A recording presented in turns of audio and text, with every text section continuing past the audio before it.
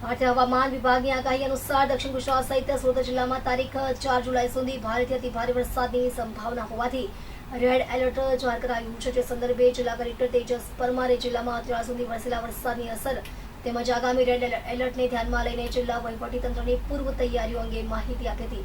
તેમણે કહ્યું કે જિલ્લામાં સરેરાશ 17.92 મિલીમીટર વરસાદ નોંધાયો છે અને ચાલુ સિઝનમાં જિલ્લાનો સરેરાશ વરસાદ 228 મિલીમીટર નોંધાયો છે। જિલ્લામાં સૌથી વધુ વરસાદ અંબિકા તાલુકામાં 389 મિલીમીટર, વલસાડમાં 362 મિલીમીટર, મહુવામાં 352 મિલીમીટર, બારડોલીમાં 309 મિલીમીટર તેમજ ઉમરપાડામાં 298 મિલીમીટર નોંધાયો છે। કલેક્ટરે જણાવ્યું કે સુરત જિલ્લાની તમામ નદીઓ, ડેમો, જળાશયો હાલ ભયજનક સપાટીથી નીચે છે અને પૂર જેવી કોઈ પરિસ્થિતિ સર્જાઈ નથી। છતાં તમામ જળાશયો અને નદીના જળસ્તર પર સતત નજર રાખવામાં આવી રહી છે। તેમજ વરસાદના કારણે કેટલાક નીચાણવાળા વિસ્તારોમાં પાણી ભરાવાની સ્થિતિ સર્જાઈ હતી, પરંતુ સંબંધિત વિભાગો દ્વારા સમયસર કામગીરી કરીને મોટા ભાગના સ્થળોએ પાણીનો નિકાલ કરાયો છે। હાલ જિલ્લામાં કોઈ જાનહાનિ કે વ્યાપક નુકસાન થયું નથી। જિલ્લાના રસ્તાઓની સ્થિતિ વર્ણવતા તેમણે જણાવ્યું કે હાલની સ્થિતિએ સુરત જિલ્લામાં મહુવા તાલુકામાં 2 ગ્રામ્ય માર્ગ ઉપર પાણી ફરી વળતા વાહન વ્યવહાર અસ્થાયી રીતે બંધ કરી વૈકલ્પિક માર્ગની વ્યવસ્થા ઉપલબ્ધ કરી છે। નમસ્કાર, હું તેજસ પરમાર, કલેક્ટર સુરત। ભારતના હવામાન વિભાગ અમદાવાદ દ્વારા જાહેર કરવામાં આવેલી આગાહી અનુસાર જિલ્લામાં 2 તારીખથી 4 તારીખ સુધી ખૂબ જ ભારેથી અતિભારે વરસાદની સંભાવનાઓ વ્યક્ત કરવામાં આવી હતી। જેના અનુસંધાને અત્યારે આજની સ્થિતિએ જોઈએ તો ચોમાસામાં જિલ્લાનો કુલ સરેરાશ વરસાદ અત્યારે 228 મીમી નોંધાયો છે। જેમાં સૌથી વધારે વરસાદ અંબિકા તાલુકામાં 389 mm, વલસાડમાં 362 mm, મહુવામાં 352 mm, બારડોલીમાં 309 mm અને ઉમરપાડામાં 298 mm આ વરસાદ ચાલુ ચોમાસા દરમિયાન અત્યાર સુધી એટલે આજની 10 વાગ્યાની પરિસ્થિતિ મુજબ છે।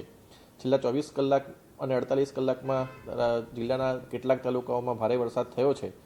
અત્યારે આમ જોવા જઈએ તો કોઈ ભયજનક સપાટી ઉપર કોઈ પણ આપણી નદી કે ડેમ કે જળાશય નથી અને હાલમાં કોઈ પૂર જેવી પરિસ્થિતિ પણ અત્યારે જિલ્લામાં કોઈ જગ્યાએ નથી। તેમ છતાં પણ આપણે સતત જળાશયો અને નદીના જળસ્તર ઉપર સતત આપણે દેખરેખ રાખી રહ્યા છીએ।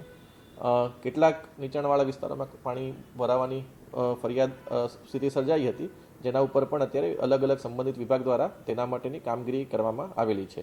હજુ સુધી કોઈના સ્થળાંતરની જરૂર આપણને પડી નથી। કેટલાક કાચા મકાનોને નુકસાન થયું છે, એ સિવાય કોઈ જાનહાનિ મોટી કે વ્યાપક નુકસાનનું નોંધાયેલ નથી। તૈયારીની વાત કરીએ તો જિલ્લા ઇમરજન્સી ઓપરેશન સેન્ટર આપણું 24/7 કાર્યરત છે। તમામ તાલુકાના કંટ્રોલ રૂમ પણ કાર્યરત છે। એ સિવાય સુરત મહાનગરપાલિકાનો ફાયર વિભાગ, કામરેજનું ERC સેન્ટર તેમજ તમામ નગરપાલિકાઓના ફાયર વિભાગ પણ બચાવ અને રાહતની કામગીરી માટે સંપૂર્ણ સુસજ્જ છે। તમામ લાઇન વિભાગ, RNB, વીજળી વિભાગ, સિંચાઈ તમામ સાથે અત્યારે સતત સંકલન રાખવામાં આવી રહ્યું છે અને જરૂરિયાત મુજબ જો જરૂર પડે તો તાત્કાલિક પ્રતિસાદ માટે અધિકારીઓની કોન્ટેક્ટ ડાયરેક્ટરી પણ તૈયાર રાખવામાં આવેલ છે।